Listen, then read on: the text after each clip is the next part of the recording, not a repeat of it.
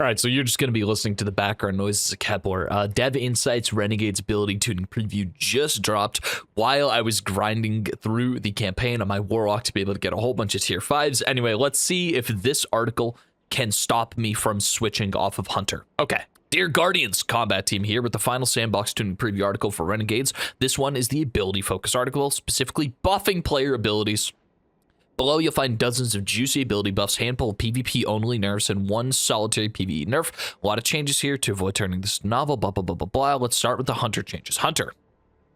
Our friend Crow asked us to say thank you. Okay. Hunters have the most ability changes coming in Renegades with more on the way future releases because, yep, feedback about Hunter endgame viability. Yep, this is the thing. Hunters are not as strong as Warlocks and Titans in the endgame. They have not been since Shadow Shot was the only way to debuff enemies a significant amount. Anyway, Gunslinger.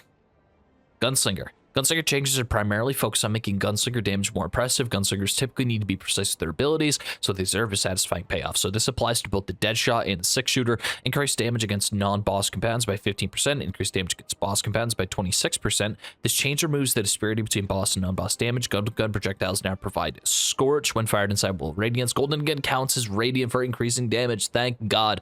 Okay, so first and foremost, off the dome, this is going to significantly impact the viability of Star Eater's Deadshot. Star Eater's Deadshot was one of the few ways that Hunters were actually able to keep up with the other classes, considering that there was an insane amount of orbs generated off of Deadshot, and now you don't have to leave the well to shoot your golden gun, so the orbs are going to go right where you need them to be for your entire team. Okay.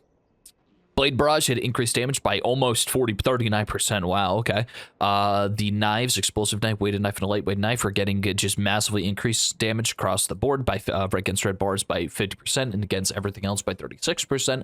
And additionally, the crit multiplier is increasing from 1.3 to 1.5. Awesome. Acrobat's Dodge. This is the one that makes you radiant. Increased passive energy rate in PvE by 112%. I don't know if that's double. Yeah, I don't know if that means it's getting passive energy regen back twice as fast or 12% as fast. 112% doesn't sound right. Cooldown now matches Gambler's Dodge. This will change, allow you to buff your fire team more often. Yes, Acrobat Dodge was good. This is just going to make a build I showcased yesterday with the Mida Multi-Tool even better. Not more uptime, but a shorter cooldown on your Acrobat Dodge is just going to make the entire build work like way better. And Gunpowder Gamble.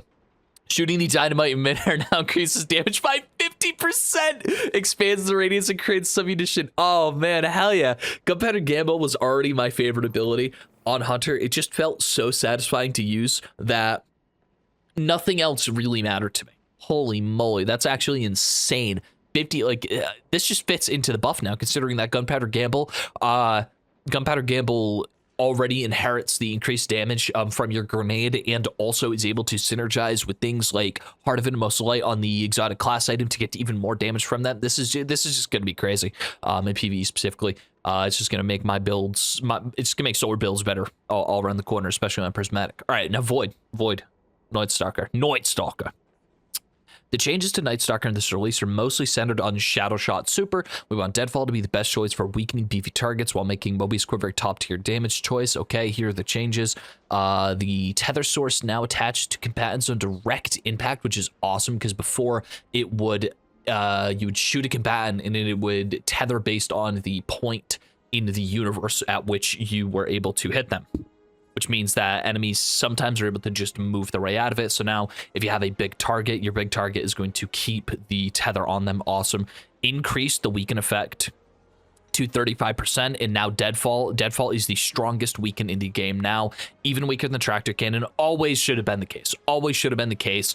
There's no reason why a super whose existence is based around giving you a damage, giving the targets a debuff attached to them isn't the strongest. It's the only super that does it it's the only super that does it natively. So yeah, anyway, now immediately weakens and suppresses enemies in an AoE on impact. This is cool. Yeah, so I assume it'll be like a little pulse that's going to weaken and suppress enemies in the AoE. All right, so now Mobius Quiver. While the super is active, dealing damage now increases the power of subsequent shadow shot attacks and bow attacks. This puts a bar on your screen that charges as you deal damage. When charged, your final shot or final 2 shots with Orpheus Rigs deal significantly increased damage, turning it into the highest damage supers in the game, 227% max. So what's the tech? You shoot once to turn on the quiver, do your DPS rotation, and then shoot another Mobius quiver, and then potentially a third. That sounds like an awesome, yeah, increase base duration from 10 to 16, and Orpheus Rig extends it from 16 to 20, and that extra 4 seconds at the end of the day, because the changes to Orpheus giving you increased time with Mobius Quiver active, is going to give you an additional 227% damage shot. So Orpheus Rigs might be crazy at this point. Holy moly, holy moly, holy moly. Wow. All right, that's good. Smoke Bomb. Increased projectile lifetime after sticking to a surface from 3 seconds to 9 seconds. Okay. I may be dumb, but I don't understand. Yeah, I'm probably dumb. Reduced lingering smoke time PvP from 5 seconds to 2 seconds is a good change. So the smoke bombs are going to be on the wall and active for longer. However, as a consequence for that, the actual smoke is going to last longer. Screen effect intensity reduced while in enemy smoke. Reduced damage against players by 16%. Basically, they're nerfing it in PvP because people think smoke bombs frustrating. I may agree sometimes. All right, Arc Strider. Changes of light moving forward to look for opportunities to diversify the number of Arc Strider builds that feel powerful in endgame content. Passive energy regen increased by 25%. Introduced damage against players by 16% with Tempest Strike. So Tempest Strike is getting nerfed a tiny bit, and Storm's Edge is getting buffed a little bit because you can get it 25% faster than before. Okay, Stasis Revenant. Shattering crystals, or with Shatter Dive specifically, Stasis crystals now grant Frost Armor. Any Shatter gives full stacks of PvE and 2 stacks of PvP, and Silence and Squall increase damage against all combatants by 63%. That's actually awesome. Okay. Strand, Threadrunner. Widow Silk aspect. Looking at a grapple tangle for a short time now overrides your grenade ability with a free non-offensive grapple. That sounds good. Yeah, this allows you to give grapple capabilities to your fellow guardians who don't have Stranded Grapple equipped. Also works for Navigator. So you can't melee, but it's just... okay, all right. I mean, yeah. Okay, grapple tangles created near the ground now rise in the air. Short integration, awesome. Granted tangle base lifetime increase from 15 to 20 seconds. This is actually kind of going to be stupid for certain notations, because I know bosses like in Warlords, or for example, have like a really long damage phase. However, the tangles never lasted as long as the damage phase, so you kind of wasted the last half of the damage phase because your tangle from your Navigator went out on Hunter at least. And Silk Strike increased regen and increased DR. The DR is more important than the passive ability regen because this is pretty much like only affecting PvE. But I'm sure some will appreciate an additional DR in the Crucible. All right, all Hunter subclasses. Marksman Dodge, we've known about this. Increased ammo pickup radius from 10 to 15 meters, and in PvP only for Gambos Dodge. Reduced melee energy gain from 50% to 35%. So this is going to kill one of the builds I showed yesterday with Arthas's Embrace. Gambos Dodge has been absolutely ridiculous since the 3.0 changes. So I'm not surprised to see this getting hit, with a nerf hammer. Yeah, Gambos Dodge specifically. Okay, moving on, Warlock. So this is the class I wanted to play next season. However, just a recap on Hunter real quick. Basically, you used to, how do I say this? The best way to use Hunter before, if you wanted to do damage to a boss, was to just use Golden Gun, Deadshot, Feast of Light ×6 with Star Eater scales. You'd step out of the well and you'd shoot the boss 3 times. You'd get orbs, and if you had another Hunter with you, you'd also get your orbs, and then you just go back and forth with each other. That was just less damage than what other classes were doing at the time. Now, Void Night Stalker with Mobius Quiver. Mobius Quiver, in theory, should be absolutely ridiculous because you get the weaken from the Mobius Quiver, and then you get the additional damage once you get 227% max. So Orpheus Rig is definitely going to go into the rotation for damage. Void is back. Void has always been my favorite subclass, so I hope I'm not going to get clowned for playing it this time around. Okay, moving on to Warlock. Now, just so I'm making this clear, I'm live reacting to all of this. I didn't expect this to be dropped today. I expected this to drop tomorrow at the same time as the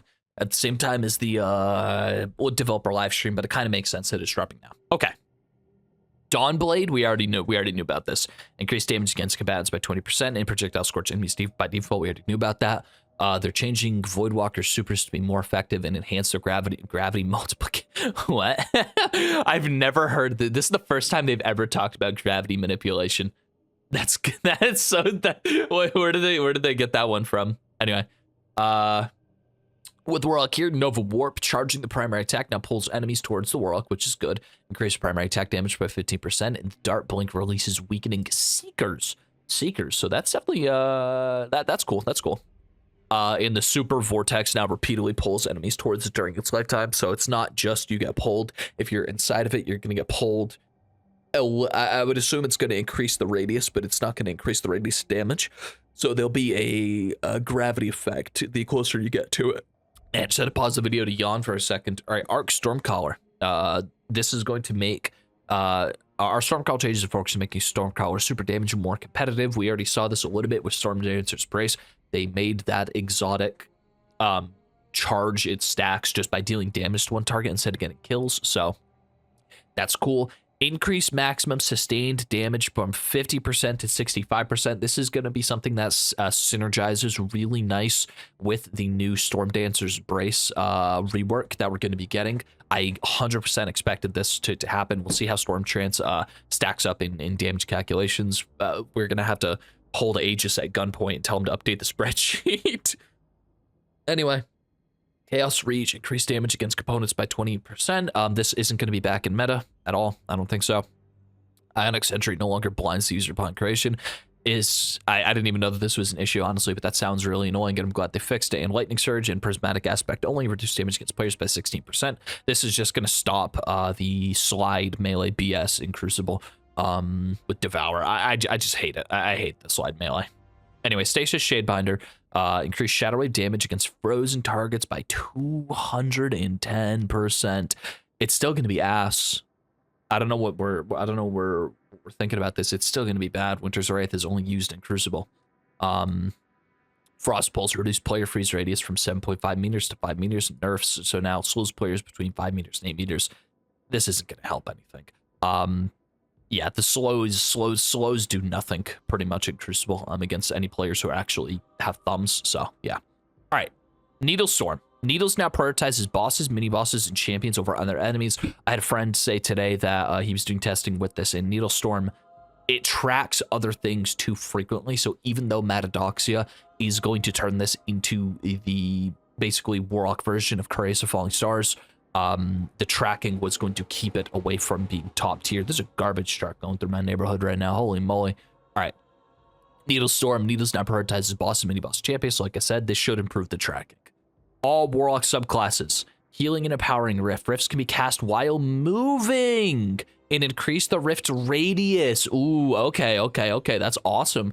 And Empowering Rift got a buffed, increased melee and grenade recharge while standing a rift by 20%, and Healing Rift and PvE only nerfed the healing weight. Our playtests indicate that allowing Warlocks to move and cast the... Okay. Yeah, this makes sense. This makes sense, I guess. So they do have people playtesting in Crucible, at least. All right. Warlock recap, not as many changes as Hunter. Hunter was loaded with changes and buffs. Warlocks are very strong, so they do not need more buffs than they already have gotten. But the changes to Stormcaller are definitely going to be the most impactful IMO to make specifically Stormtrance relevant again. The increased maximum sustained damage bonus being increased to 65%, I feel is going to synergize very well, like I said, with Stormdancer's Brace. And besides that, the Needle Storm super, whereas the needles are going to prioritize named enemies basically over trash mobs. It's just going to be very good. It's going to make the damage more consistent. I still do think that Broodweaver Needle Storm is going to be the highest damage in the game next season, so I'm still tempted. But once again, we have to do some testing now that I know that Hunters are going to be in a good place. Okay, so Titan. Sunbreaker. Hammer Throw melee. Impact damage now increases with range. Note this damage is purely additive. Base damage is unchanged. So the further you throw it, yeah, the further you... Okay, so if you if you throw the hammer across the map and you hit someone from far away, like if you're doing like a closeout on a champion or something, instead of just saving it just so you can, guarantee like get the hit and pick it up, now you're gonna have to be like, okay, well, I know I'm gonna hit him, so I'm gonna throw it from 10 meters away. It's like, okay, well, the bonus damage is gonna be worth it compared to the risk. Sentinel. We already saw some of these changes. So in Sentinel Shield, standing behind the shield now periodically reloads your weapons every 2.5 seconds, grants a void overshield to allies. Damage bonus is again reduced from 40% to 25%. That doesn't make sense. Why would they nerf that? Blocking attacks now extends Super's lifetime, and blocking attacks now protecting allies now charges shield throw damage. This puts a bar on your screen that you can see. This is kind of confusing. Because Sentinel Shield, it's bad because it takes a player out of the damage rotation, and well is just better. So what is the reason to use this if your damage bonus while standing behind the shield is decreased 25%? We don't have any issues in this current meta with auto reload. There's enough good items that auto reload, like Envious Arsenal, Bait and Switch, like those types of weapons that are already in our damage rotations. There's already enough sources of auto reload where I don't think that this was ever an issue, and then they nerfed it. So I thinking of the use case. Yeah, I'm just thinking of the use case of this. Like, I'm seeing their justification here. It doesn't even make any. It just doesn't make sense to me. Yeah, it just doesn't make sense to me. This is just a nerf all around. Like, if they didn't touch the damage, it would be slightly more usable, but the nerf is too big to even justify using this. Arc Striker, the light attacks from the Fist of Havoc now increase the next heavy attacks damage, because yeah, there's instances. Okay, this makes sense, because if you're in your Striker, normally you would just want to run around and just like slam on champions and majors, but now it's like, okay, well, there's a couple red bars running around. Let me just hit a quick little light attack. I'd like to see how much this stacks. This is a good mini game. This is a good change. These are the types of changes that I like to see. This isn't a pure buff, but it depends on how much energy you lose with the light attack compared to the damage of the heavy attack and how high it stacks. Is it going to be something like, you know, like 30, 60, 100% extra damage if you get 3 hits? And is it worth losing a third of your super just to get one marginally more improved slam attack? So have to do some testing, like a lot of things. We'll have to do some testing. Behemoth with Howl of the Storm, 1 used during super, increased super energy cost from 5 to 10%. This is just going to bring stasis a bit closer in line with other options. I never thought that stasis crystal spam was good besides like 2 bosses. The duplicator boss, the first boss from Vesper's Host, and I mean, that's pretty much it. Yeah, that's the only time. That's the only thing I've seen. All right, now Strand Berserker. This PvP only changed to Banner Wars. Response to player feedback that Banner Wars melee damage bonus is oppressive to fight against, which is true. It is really true. Titans are still strong as melee specific. Yeah, melee specific builds are very strong, especially with glaives, even though glaives themselves aren't what make the builds strong. The stats are what make the build strong. Okay. No, unarmed melees can now one-shot players at 2 stacks at Banner of War with 200 melee stat, or at 3 stacks with base stats. Ooh, that's spicy. That's spicy. One-shot base melees, Banner of War with the bell, like knockout. Banner of War knockout is just going to be even stronger. Interesting. Okay. Now for general ability changes, several little buffs here and there. Suppressor Grenade no longer suppresses user, increases detonation damage. Spike Grenade now attaches to combatants. This has been 1,000 years in the making, right? I anticipated that when Final Shape came out because the Hunter's Prismatic Grenade is in effect just a Spike Nade. That Spike Nade can stick to targets. Void Spike Nade never was able to stick to targets before. In Destiny 1, that used to be the best grenade if you had a wall. Besides that, everybody was just using a Void Wall. But, you know, everybody uses, ever since the Void, there have been no changes, everybody just uses Vortex, and the actual Void Wall grenade is kind of pointless. So maybe Spike Grenade is back in the meta now, and it'll compete with Lightning Nade. Void Fragments reduce negative stack gain and Echo of Undermining from -20 to -10. Cool. Provision and Exchange now grant +10 to their respective abilities that they modify. Remove negative stats from other fragments except Echo, Starvation, Echo, Persistence. Void had more negative stat penalties than any other damage type, so ease upon the penalties. Awesome, which is big. If true, truth, nuke. Invisibility, updated visuals to be slightly more visible in Crucible. Note this is response to Crucible feedback that invisibility is too effective. Babies, babies, babies. babies cried about invisibility, right? If you have eyes, you can see. If you have eyes, invisibility never was a problem. Turn your, like, mess with your shaders, right? Like, update your drivers. I don't know what there is to say. Have a good monitor, I guess. Like, if you're playing on a 720p monitor, like, sure, you're not going to see all the pixels, but if you're playing on a 1440 or 4K monitor, you know, like, woe is me to call people babies for bitching about invisibility, but this is the only thing that I'm going to say. Like, come on, guys. Like, this was never the issue. It never was the issue. Spread shot hand cannons and other melee-centric ability spam builds were always the issues. Visibility is a consequence of those being strong, okay? All right. Now, overshield. Enemy VFX now scales with the overshield's remaining health. Note this was added to allow players to eyeball how much overshield enemy has before deciding to engage. We're going to engage anyway. Arc. Lightning Grenade now attaches to components. Same thing with the Spike Grenade. Lightning Grenade never attached to components before. Now it's going to be a little bit stronger. Flashbang Grenade no longer binds the user and increases the detonation damage by 10%. Yippee. Strand. Threadlings. Threadlings that lose their target before impact will look for another combatant before suiciding. This will reduce the cases of your big anger threadlings all explode in a single track. Yeah, no, that truth nuke. That's all, folks. All right, well, huge article. I mean, this alone saves hunters going into endgame PvE next season.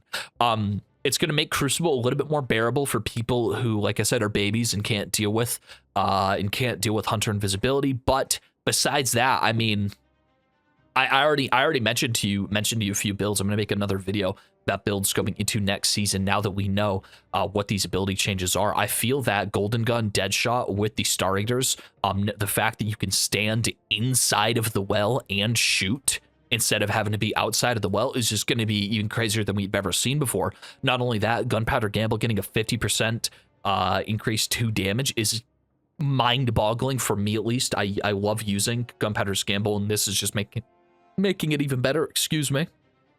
Void Night Stalker, again, like I said, the Deadfall is, they said it themselves, it's going to be one of the highest damage supers in the game. I'm sure there's going to be a way to charge the bar fast, and this is going to get out of hand very quickly. There's probably going to be some bug discovered. There's going to be something like, oh, well, if you just use Aegir's Finality and like the actual turret from that, it just insta charges. Like, there's going to be something dumb like that. I'm sure A-Tides left something intentionally didn't report a bug just so we get to play with it next season. But yeah, I mean, I'm still tempted to play Warlock, but Hunter is going to be significantly better at dealing with ads. If you are using a solar build, it's going to be better at dealing with bosses if you're using a void build, and you combine both of those into Prismatic, because Prismatic, like many things in this world. Yeah, hold on, I'm going to pause the recording real quick. Yeah, the only bad part about this is that you don't get Mobius Quiver while you're on Prismatic, so that definitely is a trade-off. You can't combine the increased strength of the Mobius Quiver with the Mobius Quiver with the universality of Prismatic. So it's going to have to be a lot of damage to justify using Pure Void. To justify using Pure Void in endgame compared to anything else. But I can already see myself Golden Gun Marksman, right? Or probably on Prismatic using Golden Gun Marksman with Gunpowder Gamble. Get that in combination with a facet of, oh man, where is it? Combination with something. The one that makes it so that, yeah, this one right here, Fast to Courage.